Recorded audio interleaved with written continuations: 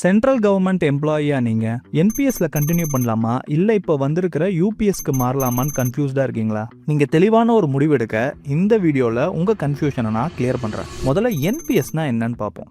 இது ஒரு defined contribution plan. சிம்பிளாக சொன்னால் நீங்கள் உங்கள் சேலரியில் 10% கான்ட்ரிபியூட் பண்ணுவீங்க. கவர்மெண்ட் அவங்க பங்குக்கு 14% போடுவாங்க. ஆனால் உங்களுக்கு கிடைக்கிற ரிட்டர்ன்ஸ் என்டையராக மார்க்கெட்டோட பெர்ஃபார்மன்ஸை டிபெண்ட் பண்ணியிருக்கும். அடுத்தது யூபிஎஸ்.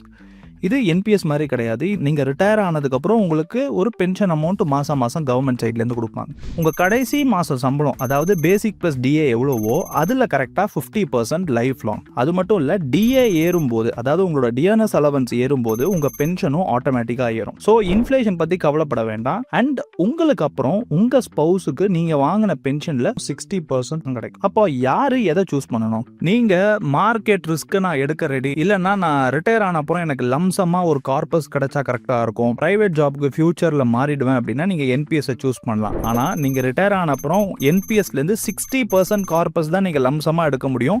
40% அது ஆட்டோமேட்டிக்கா நீங்க ஆனுவல் பிளானை எடுத்து தான் ஆகணும். இல்ல எனக்கு மார்க்கெட் ரிஸ்க்லாம் வேணாம், நான் ஒரு 30 வருஷத்துக்கு மேல எப்படியும் கவர்மெண்ட் சர்வீஸ்ல தான் இருக்க போறேன்னு நினைக்கிறவங்க நீங்க யோசிக்காம யூபிஎஸ் சூஸ் பண்ணுங்க.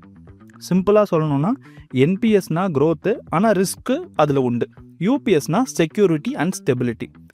மறக்காதீங்க, டெட்லைன் September 30, 2025. ஸோ உங்கள் ஃப்யூச்சர் நீட்ஸுக்கு எது செட் ஆகும்னு யோசித்து நல்ல முடிவாருங்க. இந்த இன்ஃபர்மேஷன் யூஸ்ஃபுல்லாக இருந்தால் உங்கள் ஃப்ரெண்ட்ஸ் கூட ஷேர் பண்ணுங்கள். நான்